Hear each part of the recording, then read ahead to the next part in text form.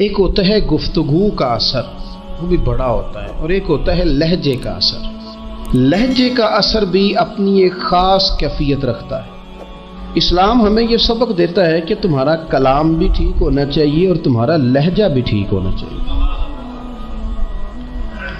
کچھ لوگ گفتگو اس طرح کرتے ہیں کہ اگر ان کے جملوں کے معنی تلاش کیے جائیں تو وہ معنی ٹھیک ہوتے ہیں، انہوں نے جو جملہ بولا ہے وہ جملہ درست ہے، پر جو ان کا لہجہ تھا نا وہ لہجہ ٹھیک نہیں تھا۔ دوسرا معنی یہ ہے کہ تیری بات ٹھیک ہے پر تیرا انداز ٹھیک نہیں ہے۔ اور یہ جو لہجہ ہوتا ہے نا یہ اپنا اثر رکھتا ہے۔ میرے لہجے میں غرور آیا تھا، تیرا حق تھا تو شکایت کرتا۔ لہجہ جو ہوتا ہے نا یہ بہرحال اپنا اثر رکھتا ہے، اس کی تاثیر ہوتی ہے، اس کا اثر ہوتا ہے۔ اور یہ چھوٹا بچہ جو 8 مہینے سال کا بچہ نا، چھوٹا، اس کے ساتھ اگر آپ گفتگو کر رہے ہیں، اس کے ساتھ آپ پیار کر رہے ہیں، چھوٹے بچے کی بات کر رہا ہوں، چھوٹا بچہ ہے، سال یا سال بھر سے کم عمر ہے، آپ نے اس کے رخسار پہ ہلکا سا مارا ہے، ہلکا سا، لیکن جب مارا ہے تو ہنستے ہوئے مارا ہے۔ آپ ہنس رہے تھے جب آپ نے مارا تو بچہ بھی ہنس پڑتا ہے، لیکن آپ نے اس کے چہرے پہ مارا ہے، مارا اتنی زور سے ہی ہے پر مارا غصے کے ساتھ، وہ رو پڑتا ہے۔ او بھائی تھوڑی دیر پہلے تجھے مارا تھا ہنس کے تو ہنس پڑا تھا، تیری عمر تو ہے سال، اور سال سے کم، سال سے زیادہ، ابھی تو چل نہیں پا رہا۔ تو وہ چھوٹا بچہ بھی ہمیں بتاتا ہے کہ تیری مار کا اثر نہیں ہوا میرے والد، میرے بھائی، میری اماں، تیری مار کا اثر نہیں، تیرے لہجے کا اثر ہے۔ تیرا جو لہجہ تھا نا وہ اثر کر گیا ہے، تیرا لہجہ جو تھا نا وہ دل میں اتر گیا ہے، تیری جو بات ہے نا ککھ سواد نہیں مشری اندر، اساں کھنڈا بھی چکھ ڈٹھیاں، انہاں ساریاں شیواں نالوں گلاں سجن دیاں مٹھیاں۔ کچھ باتوں میں تاثیر ہوتی ہے، کچھ لوگوں کا لب و لہجہ حسین ہوتا ہے، کچھ لوگ ایسے ہوتے ہیں کہ وہ نا مطلب لمبے چوڑے جملے نہیں کہتے لیکن ملتے اتنے پیار سے ہیں کہ یوں لگتا ہے کہ وہ ہمارے سینے سے لگے تھے تو دکھ سارے کھینچ لیے انہوں نے ہر چیز ہمارے اندر سے نکال دی، پریشانی والی راضی کر دیا انہوں نے۔ روٹی اتنی شاندار نہیں کھلائی لیکن ملے اتنے پیار سے، گفتگو اتنی سونی، لب و لہجہ اتنا حسین تھا کہ تیریاں ویکھ کے ادامت میں مرید ہی ہو گئی۔ ان کا انداز اتنا خوبصورت تھا۔ ہمارا نا لہجہ آہستہ آہستہ، مثلا بعض لوگ بات کرتے ہیں تو لفظوں میں تلخی ہوتی ہے، ترشروئی ہوتی ہے۔ جب وہ کہتے ہیں میں نے کہا کیا ہے، یہ بڑا خوبصورت ایک انداز ہے۔ بہو کئی دفعہ اس طرح کرتی ہے کہ ساس کو جب روٹی دیتی ہے تو لہجہ بڑا سخت ہوتا ہے، لے آئی ہے کھانا پکا کے، پر جس طرح وہ لائی ہے، جس طرح اس نے رکھا ہے، جو اس کا انداز تھا، جو پھر پانی لانے کا انداز تھا، جو پھر دوائی دینے کا انداز تھا، تو شام کو بیٹا گھر آیا تو ماں رو پڑی ہے، بیمار ماں۔ اس نے کہا بیٹے تیری بیوی بڑا تنگ کرتی ہے، تو بیوی کیا کہتی ہے، کہتی ہے پوچھو میں آکھیا کی ہے، کچھ بھی نہیں سو آکھیا، گل تے کی تھی کوئی نہیں، بالکل ٹھیک کہہ رہی ہے۔ وہ کہتی ہے کہ اماں سے پوچھے میں نے کہا کیا ہے، تو بالکل اس نے کچھ بھی نہیں کہا، یہ تو بالکل بات ٹھیک ہے۔ اس نے ایک جملہ بھی سخت، معاذ اللہ اس نے کوئی برا بھلا نہیں کہا، کوئی گالی نہیں دی، لیکن تیری روٹی لانے کا انداز اتنا تلخ تھا کہ اس بوڑھی اور بیمار ماں کے آنسو نکل گئے۔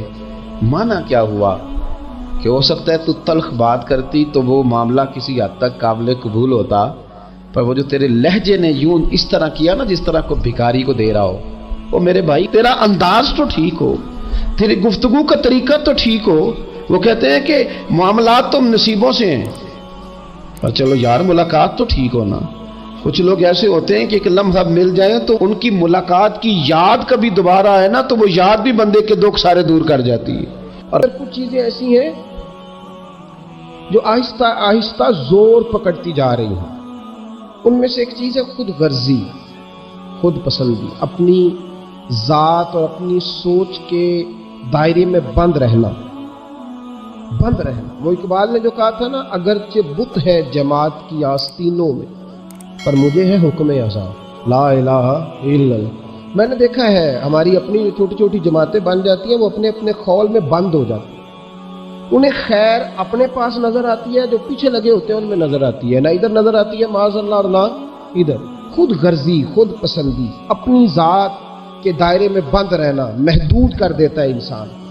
خدا مجھے ایسی خدائی نہ دے کہ اپنے سوا کچھ دکھائی نہ دے۔ اور پھر اس کا لوگوں نے ایک اور ترجمہ کر لیا ہے اپنے آپ کو سمجھانے کے لیے، اپنی طبیعت کو لگانے کے لیے ایک اور ترجمہ کر لیا۔ وہ ترجمہ کیا ہے؟ وہ کہتے ہیں کہ میں کسی کے ذاتی معاملات میں دخل نہیں دیتا۔ ذاتی معاملات میں دخل دینا اور ہے، اور کسی پریشان حال کی پریشانی کو دور کرنا اور ہے۔ کسی شخص کے ذاتی معاملات میں دخل دینا اور ہے، اور گرتے ہوئے کا ہاتھ تھامنا اور ہے۔ اب لوگوں نے پتہ کیا کیا؟ یہ دخل نہیں دیتا، اس کا مطلب پتہ کیا ہے؟ کوئی قرضے میں ڈوبا ہوا ہے تو اس کا ذاتی معاملہ ہے، تو میرا معاملہ نہیں ہے۔ کوئی آدمی دکھوں میں گھر گیا ہے تو کہتے ہیں وہ اس کا ذاتی معاملہ ہے۔ اب ذاتی معاملے کا یہ ترجمہ کیا لوگوں نے۔ میرے رسول کریم علیہ السلام نے دین کو اتنا کھول کر بیان کیا، اتنا کھول کر بیان کیا۔ مسلم شریف کی یہ حدیث شاید اس درجے کی بات دوسری کہیں مل ہی نہیں سکتی۔ رسول پاک علیہ السلام نے فرمایا قیامت کے دن رب کریم ایک بندے سے فرمائے گا کہ میں بھوکا تھا تو نے مجھے روٹی کیوں نہیں دی؟ اللہ فرمائے گا میں پیاسا تھا تو نے پانی نہیں پلایا، میں بیمار تھا تو تیمارداری کرنے نہیں آیا۔ بندہ عرض کرے گا مولا تو کھانے سے، پہننے سے، پینے سے، بیمار ہونے سے بے نیاز ہے، یہ کیسے ہو گیا؟ تو رب کریم فرمائے گا وہ تیرے پڑوس میں جو میرا بندہ بیمار تھا، وہ جو بھوکا اور پیاسا تھا، تو بس تجھے سمجھ ہی نہیں آئی؟ اتنے بڑے لفظ آپ کو حدیث میں دوسرے، اور صحیح مسلم کی حدیث ہے، فرمایا میں بھوکا تھا، میں پیاسا تھا۔ جب آپ کسی کے ذاتی معاملات میں مداخلت کرتے ہیں تو آپ کو پریشانی اٹھانی پڑتی ہے، لیکن نیکی ہوتی تب ہے جب آپ پریشان ہوتے ہیں۔ جب آپ کسی کا ذاتی معاملہ لیتے ہیں نا، ہمارے یہاں پتہ کیا حال ہے؟ وہ پیر صاحب باقی تو ہر معاملے میں مرید سے توقع رکھتے ہیں کہ وہ میرے ہر معاملے میں دخل اندازی کرے، یعنی میں اگر روڈ پہ نکلوں تو استقبال بھی کرے، اور میں چندے کا اعلان کروں تو چندہ بھی دے، میری جماعت کو بھی آگے بڑھائے۔ لیکن اس کا کوئی مسئلہ ہے تو پھر اس کا ذاتی ہے۔ جو لوگ آپ کے دائیں بائیں ہوتے ہیں نا، آپ کی خدمت گزار ہوتے ہیں، آپ کے ساتھ اٹیچ ہوتے ہیں، ان کے اگر اوپر غربت آتی ہے، پریشانی آتی ہے، آزمائش آتی ہے، تکلیف آتی ہے، تو وہ ان کا ذاتی معاملہ نہیں۔ میرے نبی پاک نے اسے ذاتی معاملہ نہیں کہا۔ حضرت ربیعہ بن کعب کی وہ حدیث تو سارے لوگ سناتے ہیں کہ وضو کرایا کرتے تھے تو نبی پاک نے فرمایا کچھ مانگ لے۔ انہوں نے جنت میں نبی پاک کا پڑوس ہی مانگ لیا، یہ بخاری میں موجود ہے۔ لیکن وہ والی حدیث بھی پڑھو کہ جب نبی پاک نے انہیں کہا کہ ربیعہ تو مجھے وضو کراتا رہتا ہے، شادی کیوں نہیں کرتا؟ حضور نے نہیں فرمایا کہ اس کا ذاتی معاملہ ہے، میں شادی کراؤں گا، میں اس کام میں کیوں آؤں گا، شادی کیوں نہیں کرتا؟ اس کی حضور کوئی کاروبار نہیں، کوئی معاملہ نہیں، کوئی رنگ روپ نہیں، اور آپ کی خدمت سے بھی رک جاؤں گا۔ کہتے ہیں حضور خاموش ہو گئے۔ اگلے دن پھر پوچھا نکاح کیوں نہیں کرتے؟ میں نے کہا حضور نہ کاروبار ہے، نہ گھر ہے، نہ مکان ہے، نہ رنگ روپ ہے، کون رشتہ دے گا؟ جب میں یہ کہہ کے باہر نکلا نا حضور خاموش ہو گئے، تو میرے دل میں خیال آیا ربیعہ تو بحث کیوں کرتا ہے اور ان کو بتاتا ہے جنہیں اللہ نے سارا کچھ ہی عطا فرمایا ہوا ہے۔ حضور کہتے ہیں شادی کیوں نہیں کرتا؟ تو چپ کر کے کہہ دے محبوبہ جیسے دل کرتا ہے ویسے کر دے، تو آگے سے دلیلیں دیتا پھرتا ہے۔ یہ بھی کو بات ہوئی؟ فرماتے اگلے دن میں نے ارادہ کر لیا، حضور نے اگر آج کہا تو کہہ دینا یا رسول اللہ جیسے دل ہو کرے۔ میں نے وضو کرایا، میرا خیال تھا حضور یہاں روک کے کہیں گے، یہاں روک کے کہیں گے، پر حضور نے آج بات ہی کوئی نہ کی۔ میں دیر تک سوچتا رہا یہاں کہیں گے، یہاں کہیں گے، پر آج حضور نے بات ہی نہ کی۔ میں پچھتا رہا تھا کہ 2 دن موقع ملا، میں نے ضائع کر دیا۔ فرماتے ہیں وضو پورا کرا کے جب میں باہر نکلا، دروازے تک پہنچا تو محبوب نے آواز دی، بات سن۔ میں ٹھہر گیا، فرمایا شادی کیوں نہیں کرتے؟ کہتے ہیں میرا تو دل پھولوں کی طرح کھل اٹھا۔ میں نے کہا یا رسول اللہ جیسے دل کرتا ہے کرا دے۔ نبی پاک علیہ الصلوۃ والسلام نے فرمایا فلاں قبیلے کے سردار کے پاس جا، اسے کہا اپنی بیٹی کا نکاح تیرے ساتھ کر۔ کہتے میں گیا، تھوڑی دیر کے لیے توقف کیا انہوں نے، لیکن پھر وہ راضی ہو گئے۔ میں واپس آیا، سنو یہ جی اس کا ذاتی معاملہ ہے، لیکن نبی پاک نے دیکھا کہ اس کو ضرورت ہے میری، اس کا نکاح نہیں ہو رہا، گھر نہیں آباد ہو رہا، تو حضور نے پورا کردار ادا کیا۔ میرے محبوب کریم علیہ الصلوۃ والسلام نے حضرت حارثہ بن نعمان کو بلایا، فرمایا تیرا ایک مکان خالی ہے؟ کہ یا رسول اللہ ہاں۔ فرمایا یہ میرے ربیعہ کو دے دے، اس میں رہا کرے گا، دلہن کو لائے گا۔ حضرت بریدہ اسلمی کو بلایا، فرمایا کہ کھجور کی گٹھلی کے برابر سونا چاہیے۔ یا رسول اللہ کس لیے؟ فرمایا میرے اس غلام نے اپنی بیوی کو حق مہر دینا ہے۔ حضرت سیدنا عثمان غنی کو بلایا، تیسرے صحابی، فرمایا ایک مہینے کا بندوبست تو نے کر کے دینا ہے۔ حضور کس لیے؟ فرمایا میں نے اپنے غلام کا ولیمہ کرنا ہے، بکرے کا بندوبست کر۔ ساری تیاریاں کر کے دی۔ حضرت نبی کہتے ہیں جب میں دلہن بیاہ کے گھر لایا تو میرے دوست یار رشتہ دار مبارک دینے آئے، کہنے لگے تیری کیا بات ہے، شادی بھی اعلیٰ خاندان، ولیمہ بھی، اور کھجور کی گٹھلی کے برابر حق مہر بھی۔ حضرت ربیہ رو پڑے، فرمانے لگے میں تو کالا کلوٹا حبشی غلام تھا، سلام بھی کوئی نہیں لیتا تھا، مجھے مبارک نہ دو، میرے مصطفیٰ پہ درود و سلام پڑھو۔ یہ سارا حضور کا کرم ہے۔ کہتے ہیں اس کا ذاتی معاملہ ہے، بھئی سارا دن تیرے ساتھ رہتا ہے، اٹھتا بیٹھتا ہے، تیری نوکری کرتا ہے، تو نے کبھی پلٹ کے دیکھا ہی نہیں، تو نے کبھی اشک شوئی نہیں کی، تو نے اتنا ٹائم ہی نہیں دیا کہ تیرے کندھے پہ سر رکھ کے رو سکے، تیری توجہ ہی نہیں۔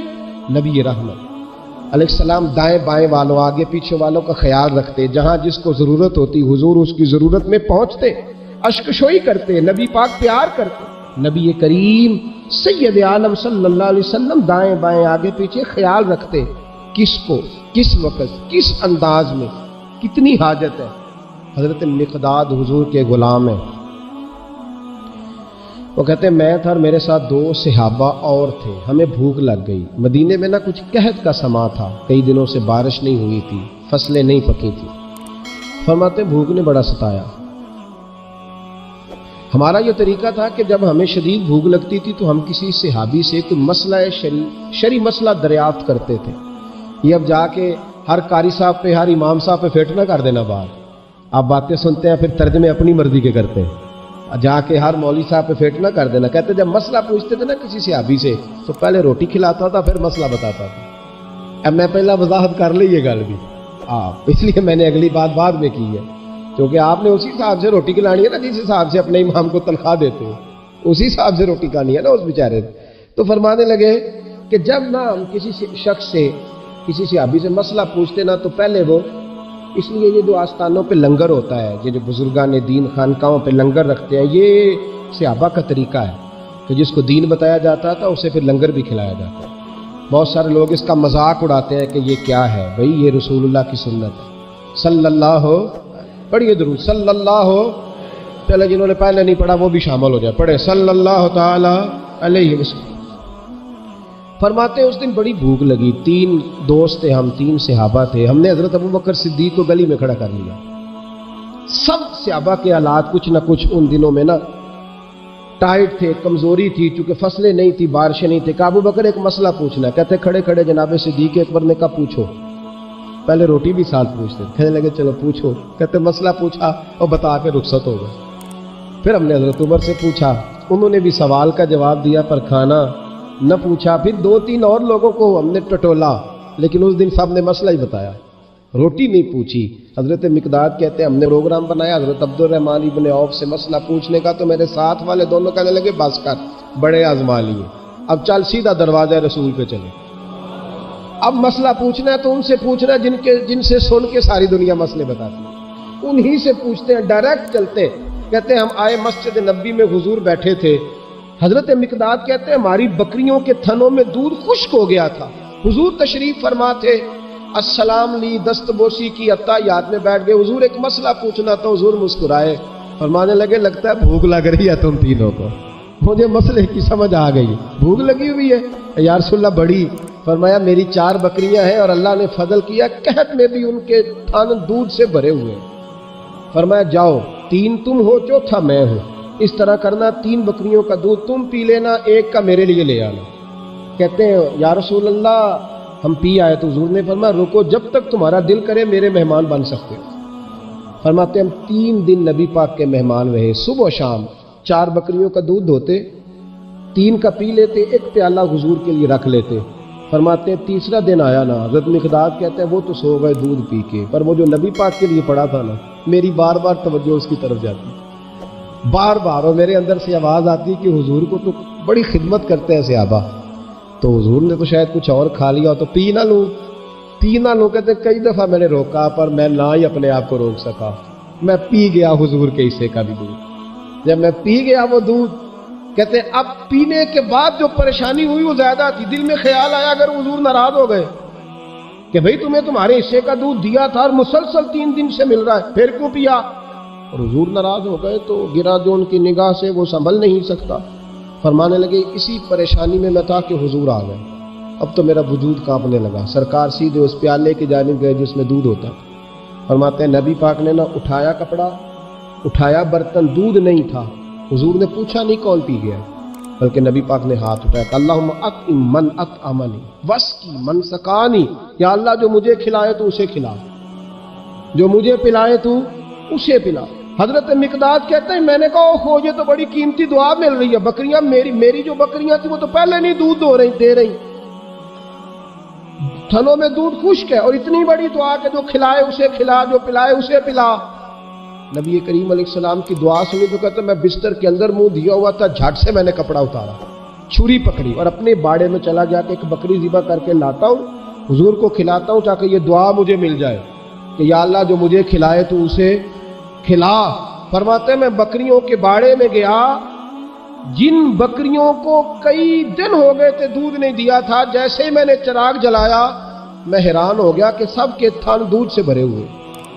کہتے میں نے 3-4 بکریوں کا دودھ دھویا، برتن میں بھرا، محبوب کی بارگاہ میں لایا۔ کہتے حضور نے خوش ہو کے پیا، جب پی لیا نا نبی کریم نے تو حضور فرمانے لگے چل میں نے تیرا لایا پی لیا، اب یہ بتا میرا کس نے دیا تھا؟ اب وہ والی بات کرنا جس کے گچھے سے لچھے جڑے نور کے، ان ستاروں کی نزہت پہ لاکھوں سلام، ان کے خطبے کی ہیبت پہ کروڑوں درود، ان کی باتوں کی لذت پہ لاکھوں سلام، جس کی تسکی سے روتے ہوئے ہنس پڑے، اس تبسم کی عادت پہ فرمایا بتا میرے والا کس نے پیا؟ کہا یا رسول اللہ بڑا روکا اپنے آپ کو، پر محبوب آپ کی بکریوں کے دودھ کی لذت ہی کیا ہے، حضور نہیں روک سکا۔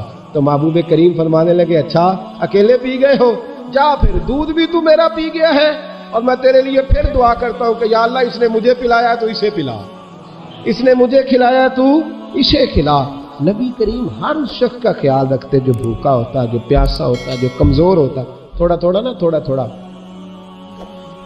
دائیں بائیں دیکھ، یہ حضور کی سیرت کا بہت بڑا پہلو ہے، تھوڑا دائیں بائیں آگے پیچھے ضرور دے۔ یقیناً جب آپ کسی کے کام آتے ہیں تو آپ کو آزمائش سے گزرنا پڑتا ہے، یقیناً میں نے اپنے دور میں یہ منظر دیکھا ہے، اگر آپ ہاتھ پھیلا رہے ہیں تو آپ مانگنے والے ہیں، اور اگر آپ ہاتھ نہیں پھیلا رہے تو لوگ کہتے ہیں پتہ نہیں کوئی تو چکر ہوگا، اگر آپ سوال نہیں کر رہے تو پھر لوگ کہتے ہیں کوئی تو ایسا کھاتا ہوگا جہاں سے دولت یعنی کوئی ایسی سمت نہیں جہاں آپ محفوظ رہ سکیں۔ آپ کو دونوں جانب سے لوگ گھیریں گے، دونوں جانب سے، جب آپ کسی کے کام آئیں گے، جب آپ کسی تک پہنچیں گے، جب آپ کسی کو، اور میں نے یہ بھی دیکھا ہے، میں ساری حفظ ما تقدم کے طور پہ آپ کو سمجھا رہا ہوں، آپ نے کسی شخص کی مدد کر دی نا، آپ نے مدد کی تو وہ بھی کئی دفعہ بدگمان ہوتا ہے کہ اس کے پاس بڑا کچھ تھا تبھی تو مدد کی نا اس نے، حالانکہ آپ نے ان باتوں پہ غور نہیں کرنا، یہ ساری چیزیں آئیں گی، کیونکہ اگر کسی شخص کی بری عادت کی وجہ سے آپ اپنی اچھی چھوڑ دیں گے تو پھر آپ کا نقصان ہوگا، اس کا نقصان۔